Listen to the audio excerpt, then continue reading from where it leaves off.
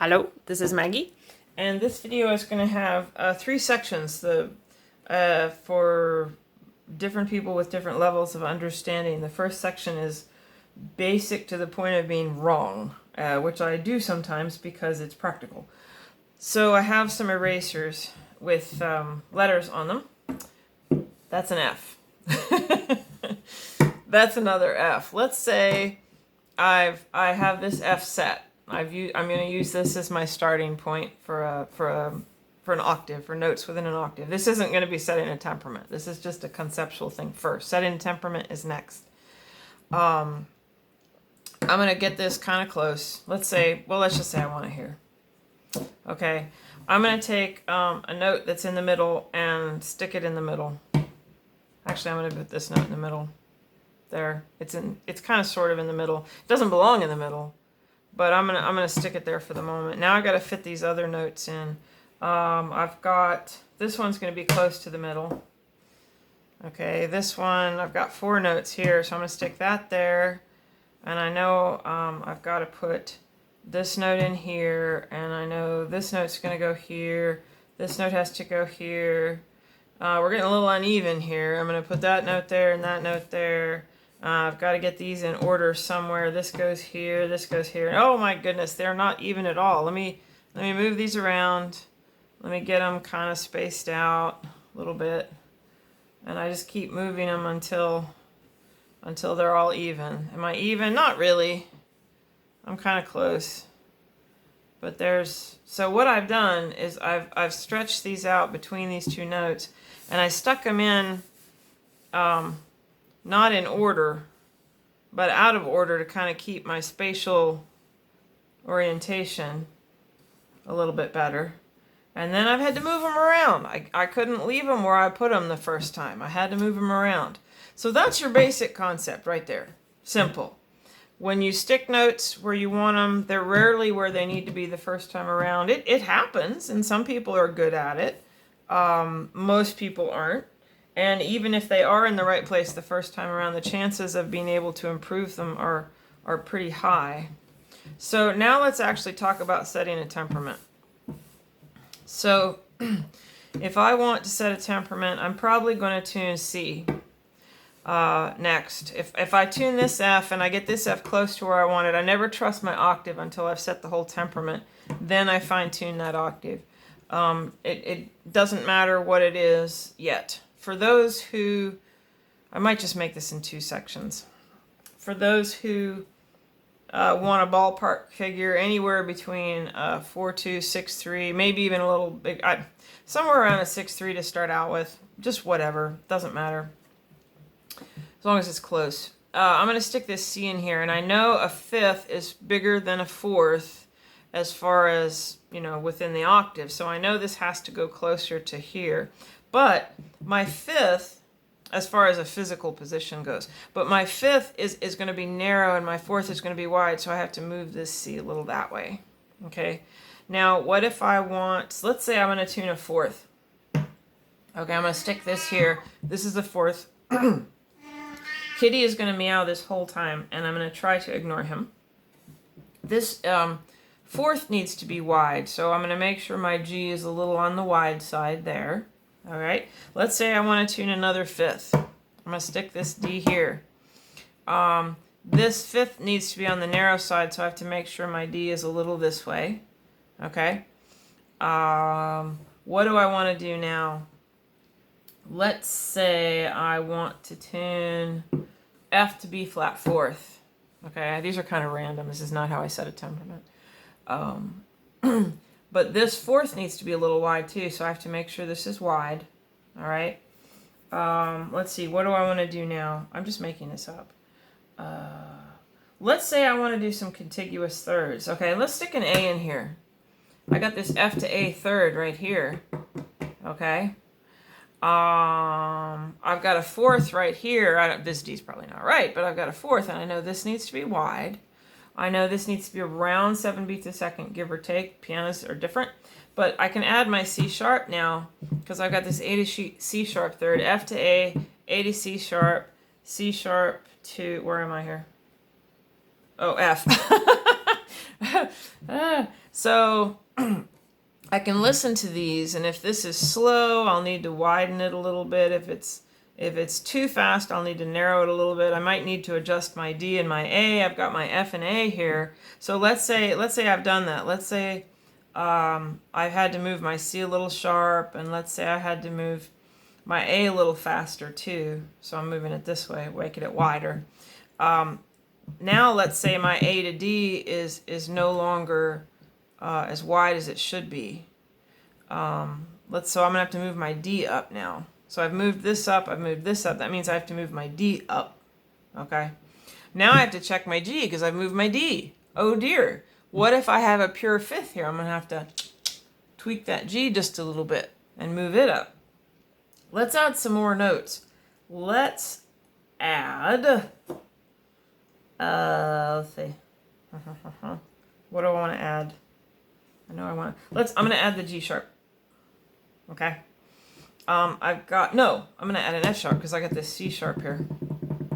I can stick this F sharp in with this C sharp fifth. I'm just picking random stuff right now. And I can make this fifth a little narrow. So I've got that. I've got this somewhere in the ballpark. Now I'm going to add my G sharp A flat. I know that this minor third needs to be faster than this major third. So I can set that somewhere in the ballpark with that. Let's see. I got this fourth. So I know this needs to be wide of this fourth. I can set it with that. I know that this minor third needs to beat probably faster than that major sixth. I can check this and the D both with this F by comparing these intervals, so then I can reaffirm their placement there. I'm going to throw in the B now. Wait, have I tuned this F sharp yet? I tuned it to the C sharp a little bit. So I know I can go, let's see, I've got this major third here. Yeah, got this major third. This is weird to do with little dots, with little erasers. I got this major third, and this minor third, and this minor third. So I can compare these minor thirds. They should progress, okay? But if I had this B, now I've got major third, wait, where am I? Major third, major third, major third. Those have to progress that way, okay? But now I have this fourth. That's what I was looking for. I may do this again with how I set a temperament. I don't do it this way. But this is just a conceptual thing.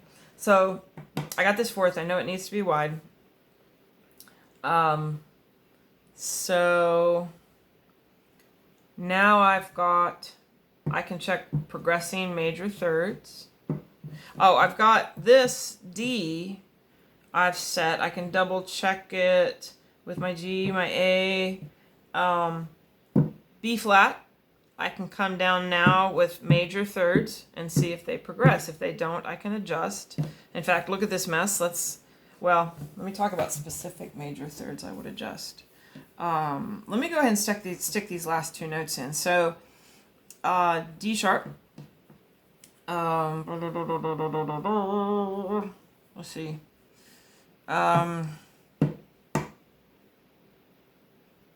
That's going to be this one. So here, I've got this fifth, okay, and I've got this fourth. So I can place this with this fourth, this fifth, this fourth. Wait, where am I?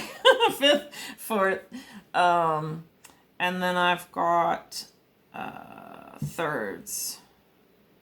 So I can make sure these thirds are progressing. I can make sure my minor thirds are progressing if I can hear them. I'm going to add this E. I've got this fourth. I've got this fifth. I can do the same thing. I got major thirds. Whoops. I got major thirds. I got minor thirds to compare, make sure they progress. Now I've got this major third and this major third. And I can make sure this F is correct there. I can make sure this F is correct with the fifth. I could have gone backwards. I could have tuned this B flat to this fifth. If I didn't say that, that was silly of me.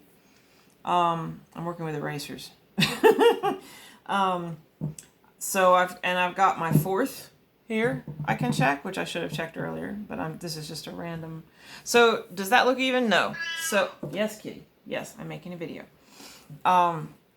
Let's say this fifth is pure. Okay. So I can either lower this E or raise this A. But how do I know which to do? Because I can't see erasers on a piano keyboard. I only have my ears. So do I need to lower the E or raise the A? I could compare these thirds around the A and see if they progress well. I can compare minor thirds around this A and see if they progress. I can always check fifths with everything. I can check and fourths. Let's see. I can check this fourth, and I can compare it to other fourths and see if they have a similar, beat rate. Let's see. I can check, thirds up here, minor thirds up here, all the things. And whichever one seems the most off, then I would adjust. So let's say that this minor third, okay?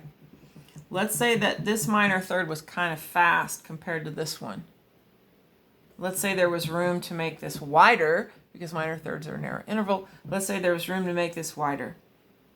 All right, I could, well, no, because what I said was my fifth was too pure, and I don't want to lower my A. So let's say what I just said happened. All right, that means I can't lower my A. It means I probably need to raise my A.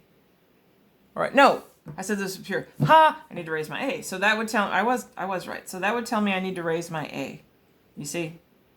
Then I've got a better fifth. Let's say that this fifth also was a bit too pure. And let's say this fourth sounded pretty good now, even after I moved this A. Let's say this fourth was still wide. All right, and that would have told us if this fourth was really booking, I would want to raise that A. That's another way to think about it. So what did I just say? The G.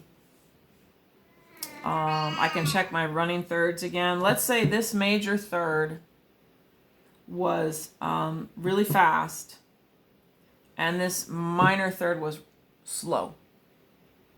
What could I do there? I want to slow this down and speed this up. I can do both of those things by raising this G. I've just moved that. Let's say I put my hammer on the wrong pin and I accidentally moved the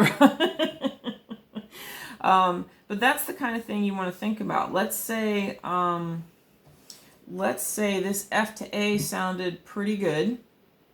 Okay. But let's say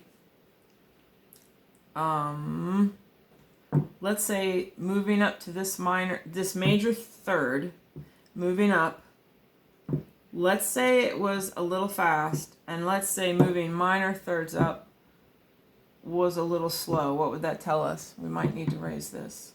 You see? That's how that works. So I'm going to keep doing those kind of checks until I have everything spaced out, where it goes, and then once I'm done, my end temperament should have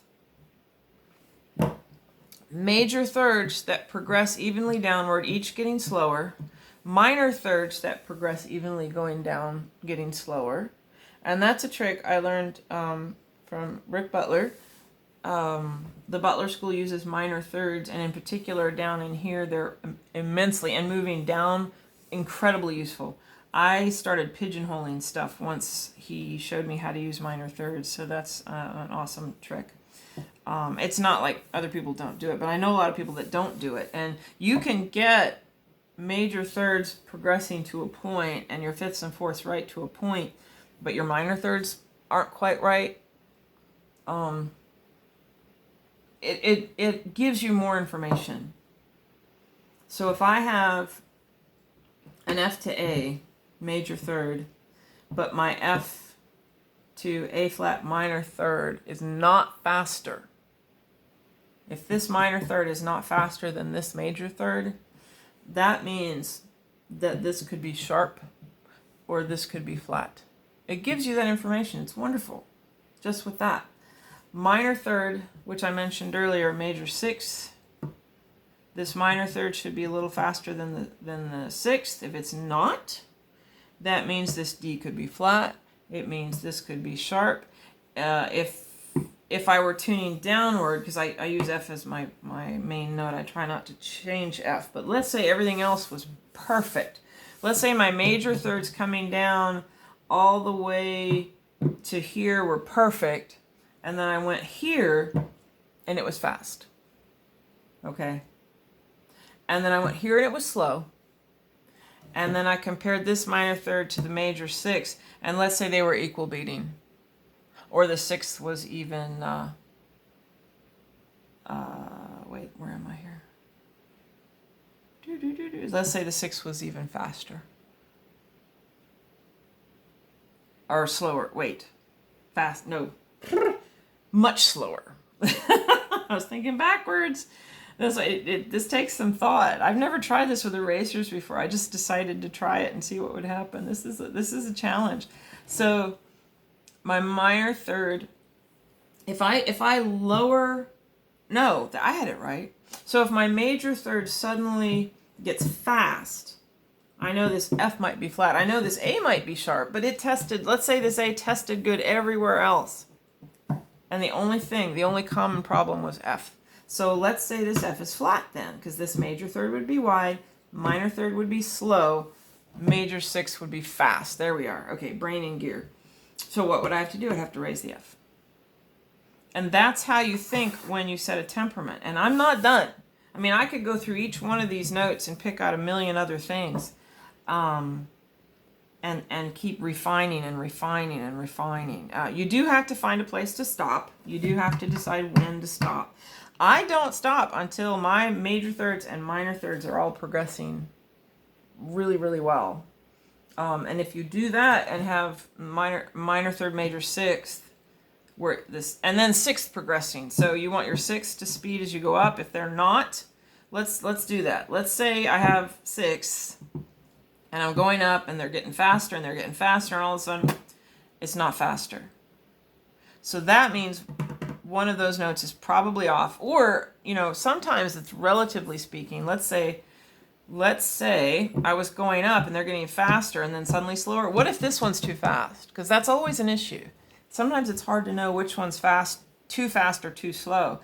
So you've got to double check that. So before I assume that that this sixth is too slow, I want to make sure this one's not too fast. So I'll do all kinds of tests with these two notes, make sure it's not too fast. But for this video, let's just say this is too slow. Okay, that means this F is flat or this is sharp. And we talked about this. I've got this major third, minor third. If this were sharp, it wouldn't be a lot faster than this. They would be closer to equal beating. It's a really fast check for that minor third. Let's say that, blah, blah, blah, what did I say? Did I say this slowed down? Yeah, I said this slowed down. So we have bump, bump, bump, bump. This suddenly slowed down. So I can check my major thirds. Now, if the major thirds also slow down here, that'll pretty much tell me this F is flat. But I could, sixth thirds, I can check my fourth. If my fourth is too pure, that F's flat. If my fifth is kind of beady, that F is flat. See? So that's how you do it. You just keep refining. I wanted to make this video for another spatial orientation video. There are many more things I could do with this as far as oral checks. I've got to stop somewhere, just like with a temperament. You have to stop. So I'm going to stop now. But if you'd like me to demonstrate any of these on a piano, which I will probably do eventually, I'm going to get there. Let me know if you want something specific. Otherwise, I will get there. But I wanted to do a visual first so people understood that, you know, it's not like tuning with an ETD. An ETD, you can set your pitch and go. If you're tuning orally, you have to double check everything and triple check everything as you go. It's like a Rubik's Cube. It's like this. It's like this little puzzle I've created here. So I hope that's helpful. And I will see you all next time. Happy tuning!